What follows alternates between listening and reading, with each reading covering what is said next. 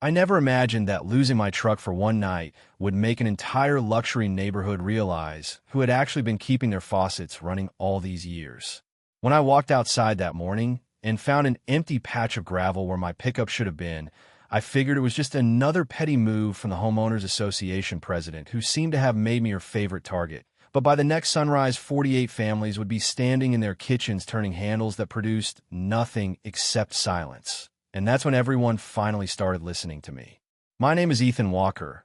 I'm 36 years old, and until recently I thought hard work and minding my own business were enough to keep life simple. I work as a site superintendent for a commercial construction company outside Tucson. The kind of job where you solve problems before breakfast and spend the rest of the day making sure nobody gets hurt or does something stupid with heavy equipment. Maybe that's why I've never had much patience for neighborhood politics. I inherited my grandfather's property 4 years ago after he passed away, a modest little place sitting on the edge of a community called Copper Ridge Estates. You drive through the entrance and see stone walls, fountains, palm trees, perfectly trimmed grass, golf carts cruising around like tiny luxury cars, and houses worth more money than my grandfather ever dreamed of making in his lifetime. Then you'd reach my corner, and suddenly everything changed. My driveway was packed gravel instead of decorative pavers. My fence was old galvanized chain link instead of custom iron, and parked beside my workshop sat my faded blue 2012 Ford F-150 that still had scratches from hauling lumber and concrete forms. Some people looked at my place and saw an eyesore. I looked at it and saw memories. My grandfather built the shed with his own hands, taught me how to weld inside it, and used to tell me that people who worried too much about appearances usually had something else falling apart underneath. The HOA president, however, seemed determined to prove him right. Her name was Victoria Langston, though everyone called her Vicky behind her back because somehow using the shorter name made her seem less intimidating. She drove a white Range Rover that always looked freshly detailed, and dressed like every afternoon included a magazine photo shoot. During my first month living there, she complained that my mailbox leaned slightly to the left. A month later, she complained that my trash can stayed visible for 6 extra hours after pickup. Then it was my truck, because according to her, it projected the wrong image for the neighborhood. I laughed it off at first because life is too short to fight over pickup trucks, but she didn't laugh. She sent warning letters, violation notices, and one memorable email saying that maintaining community standards required difficult decisions and sacrifices from everyone. Funny thing was those sacrifices somehow always seemed to belong to someone else. The night before everything exploded, I came home exhausted after supervising a 12-hour concrete pour. I grabbed takeout, watched half a baseball game, and fell asleep in my recliner. Around 6 the next morning, I stepped outside with a coffee mug still in my hand and froze. My truck was gone. There wasn't even a tire mark left, only a laminated notice attached to my mailbox with a plastic zip tie. It claimed my vehicle had been parked 20 inches onto the pedestrian walkway in violation of community regulations and had therefore been legally removed. The retrieval fee was $580, plus daily storage charges that increased every midnight. I stared at the paper for a long moment before setting my coffee down and grabbing a tape measure from the garage. Maybe I was tired. Maybe I had parked crooked. But when I measured from the sidewalk to the tire impressions, the distance wasn't 20 inches or even 15. It barely reached 9. I measured 3 more times because numbers don't care about feelings. They stayed exactly the same. Then I called the towing company. The dispatcher sounded bored until she pulled up my file and casually mentioned that the authorization had been personally approved by President Langston at 11:47 the previous evening. That word personally stuck in my head all morning. This wasn't some security patrol making a judgment call. She had waited until almost midnight to order my truck removed. While arranging a ride to the impound lot, I checked my email and found another message from her sent less than an hour before the tow. It informed me that repeated disregard for neighborhood standards could result in escalating penalties of up to $300 per day until compliance was achieved. I should have been furious, but something strange happened instead. I got quiet. Construction teaches you that when someone keeps hammering one nail over and over, they're usually trying to hide a crack somewhere else. As I sat in the county records office later that afternoon requesting old property files connected to my grandfather's land, I had no idea that one forgotten agreement buried inside decades-old paperwork was about to explain why the richest neighborhood for miles had spent years treating the poorest-looking property like it didn't belong, and why my grandfather used to smile every time someone joked that he lived on the most valuable dirt in the county. The clerk disappeared into a back room for almost 20 minutes, and by the time she returned, she was carrying a dusty storage box with handwritten labels that looked older than I was. She smiled and apologized for the delay, saying, "Most people don't ask for records this old." I thanked her, carried the box to a table, and started flipping through yellowed survey maps, engineering sketches, and contract that smelled like old paper and Arizona dust. At first, it was nothing but boring legal language, the kind of stuff your eyes skip over after the first paragraph. But then I found my grandfather's signature on an agreement dated almost 30 years earlier. Attached to it was a detailed engineering drawing showing an underground well located entirely on our property, along with a distribution line feeding what would later become Copper Ridge Estates. I leaned closer. The developer had never built an independent water source because drilling through that section of bedrock would have cost a fortune. Instead, he negotiated a private supply agreement with my grandfather, who agreed to let the neighborhood connect to his well in exchange for a monthly payment and maintenance responsibilities. The contract included a renewal clause that required written extension every 10 years. I flipped to the final amendment and felt my heartbeat speed up. The last extension had expired nearly 2 years earlier. There was no renewal, no replacement agreement, no permanent easement, nothing. I read it again because it sounded impossible. Then I asked another employee if there were additional filings under the developer's company name. He searched the database, disappeared for a few minutes, and returned shaking his head. "That's everything." I sat there staring at the papers while memories started connecting in ways they never had before. My grandfather used to receive checks every month that he called the neighborhood rent, but after he got sick, those payments stopped. I assumed the arrangement had ended naturally or had been transferred to some utility company. Apparently, nobody had bothered telling me that the legal right to the well had stayed with the land, and after the agreement expired, everyone simply continued using the water as if nothing had changed. Maybe it was an oversight. Maybe it was intentional. Either way, 48 expensive homes were drawing water from a private well they no longer had permission to use. I drove home with copies of every document sitting on the passenger seat. That night, I barely slept. I wasn't thinking about revenge. I was thinking about fairness. $580 wasn't going to ruin me, but the principle of it kept digging deeper into my mind. They had treated me like it didn't matter because my truck was old and my driveway wasn't pretty enough for their brochures. Meanwhile, they had been depending on my family's property for decades without bothering to make sure they still had the legal right to do it. Around 4 in the morning, I called a locksmith I knew from construction projects. His name was Carl, a quiet guy who never asked unnecessary questions. He answered on the third ring, sounding half asleep. "Need something opened?" he asked. "Actually," I replied, "I need something locked." 45 minutes later, his van pulled into my driveway. We walked across my property carrying flashlights until we reached a concrete enclosure hidden behind mesquite trees. Most people driving by would never notice it. Carl looked at the heavy valve assembly and then at me. "You own this?" he asked. I handed him the documents. He spent a minute reading them before letting out a low whistle. "Well," he said, "that's interesting. We installed a commercial-grade lock on the control housing, documented everything with photos and timestamps, and before sunrise I slowly turned the master valve until the flow stopped. There was no dramatic explosion, no loud noise, just silence. I attached a weatherproof sign explaining that the system connected to a private water source and that unauthorized use without a valid agreement constituted trespassing and unlawful consumption of privately controlled resources. Then I went inside, poured myself another cup of coffee, and waited. It took less than an hour.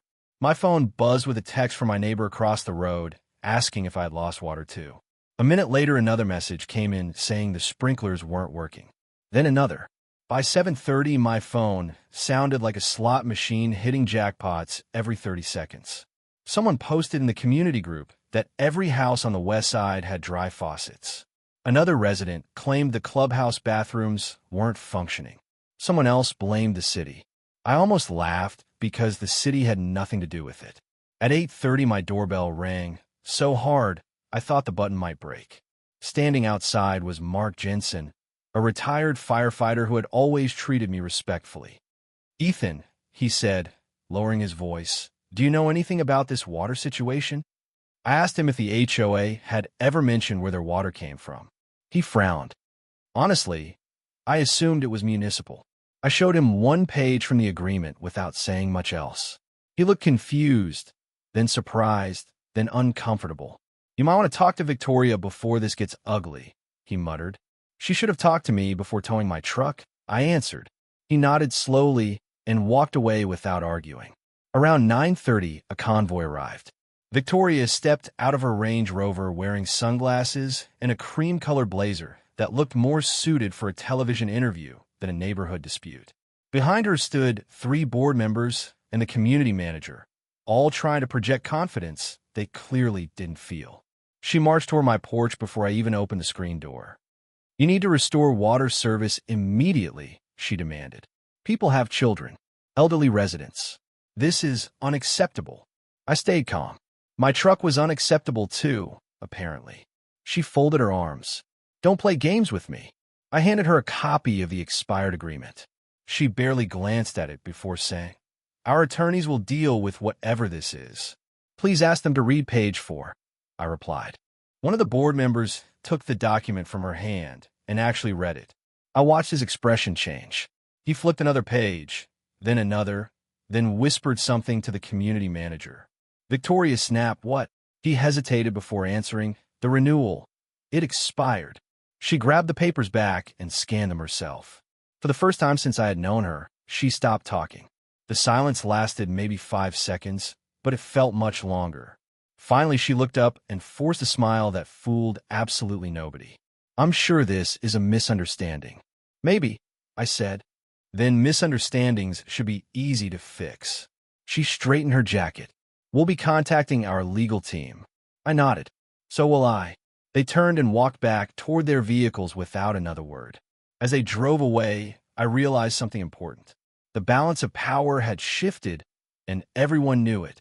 By late afternoon, the golf course irrigation system had stopped running. Brown patches began appearing across the fairways.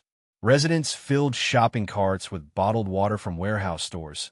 Pickup trucks hauled portable tanks through the gates, and social media exploded with rumors ranging from broken pipelines to government restrictions. Meanwhile, I sat at my kitchen table with a laptop, copies of every county record spread around me, and a blank document titled Private Water Access Agreement. If they wanted to treat my property like the most important asset in the neighborhood after ignoring it for years, then this time the terms would not be written by someone else. I spent most of that night writing and rewriting the agreement because I knew that once I handed it over, there would be no taking it back. People think revenge is emotional, but the truth is the best kind of response is organized, documented, and impossible to argue with. By sunrise, I had finished a commercial access contract that didn't punish anyone for living there. It simply recognized the value of something my family had owned for decades. The numbers were straightforward. Every household would contribute a monthly water access fee that covered maintenance, inspections, insurance, and future upgrades. The HOA would assume responsibility for legal compliance, reimburse the towing costs and attorney fees I had already incurred, and any future expansion or landscaping project requiring significant water use would require written approval from the property owner, which happened to be me. I printed 3 copies and placed them neatly on my dining room table. Around noon, I heard vehicles pulling into my driveway again, but this time there was no dramatic entrance. Victoria stepped out looking nothing like the confident woman who had threatened me 2 days earlier. Her sunglasses were gone, her hair was tied back in a hurry, and the board members walking behind her looked exhausted. One of them, an older accountant named Richard, whom I had only spoken to once before, asked quietly if we could sit down and have a reasonable conversation. I invited them inside. Nobody commented on my old furniture or the workshop visible through the kitchen window. Funny how quickly appearances stop matching when reality gets involved. Richard opened first. "We've spoken with outside counsel," he said. "They reviewed the records." He paused, looking at Victoria before continuing. "The situation is more complicated than we believed. Victoria interruptive. Our community needs water restored immediately." I looked at her and replied, "My community needed fairness long before this week." She took a deep breath, clearly choosing her words carefully. "What exactly do you want?" I slid the contract across the table. For several minutes, nobody spoke except for the sound of pages turning. One board member frowned at the financial terms while another nodded, as if he had already expected them. Richard finally looked up and asked, "You're asking for a substantial advance payment." "I'm asking for security," I answered.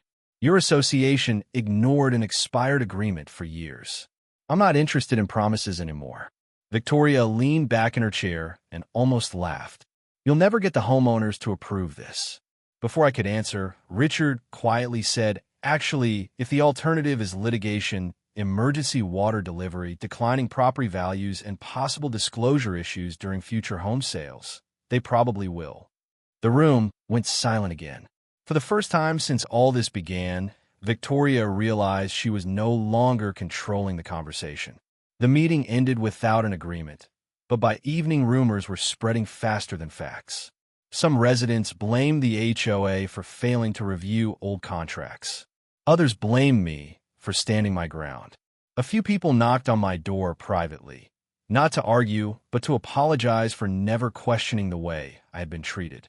Mark, the retired firefighter, handed me a homemade pie from his wife and simply said, "Sometimes people don't appreciate the foundation until they notice the building shaking."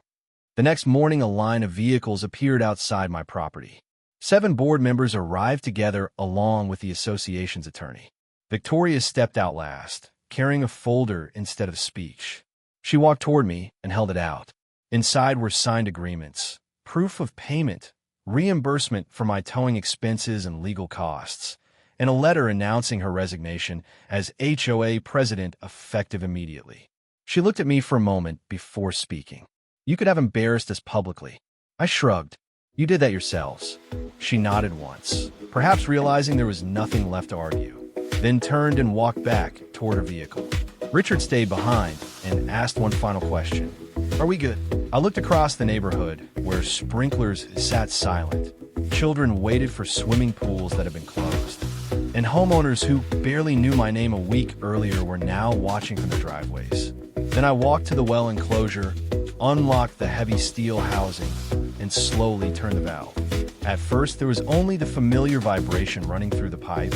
Then the pressure returned, and somewhere beyond the trees, automatic irrigation systems hissed back to life. I could hear distant cheers echoing across the neighborhood. It wasn't the sound of victory as much as relief. Over the following months, the association changed more than its water agreement. Financial records became transparent. Board meetings were open to residents, and enforcement policies had to apply equally to everyone instead of targeting whoever looked different. The proposal to ban older pickup trucks quietly disappeared before reaching a vote, though a few weeks later another committee suggested stricter parking rules for community aesthetics. Richard smiled across the table during the meeting and asked for my opinion. I looked out the window where my old blue truck sat exactly where it always had, faded paint, work boots inside, dust on the tires from another construction site. "I think neighborhoods should be judged by the character of the people living in them," I said, "not by the age of the trucks they drive." The proposal failed within minutes. Sometimes people ask if I regret shutting off the water. Honestly, I wish it had never come to that. I'd rather have kept my truck and spent that weekend fixing my fence instead of reading legal documents older than some of my neighbors. But respect isn't measured by how politely someone speaks when they're in charge. It's measured by how they treat the person they believe has no power at all. They thought they were towing away an old pickup. They accidentally reminded everyone where the real leverage had been sitting the entire time. So now I'd like to hear your opinion. If you discovered that an entire community had been benefiting from your family's property while treating you unfairly, Would you have restored service immediately, demanded a new agreement, or handled the situation differently? Let me know in the comments, because the line between justice and revenge is often a lot thinner than people like to admit.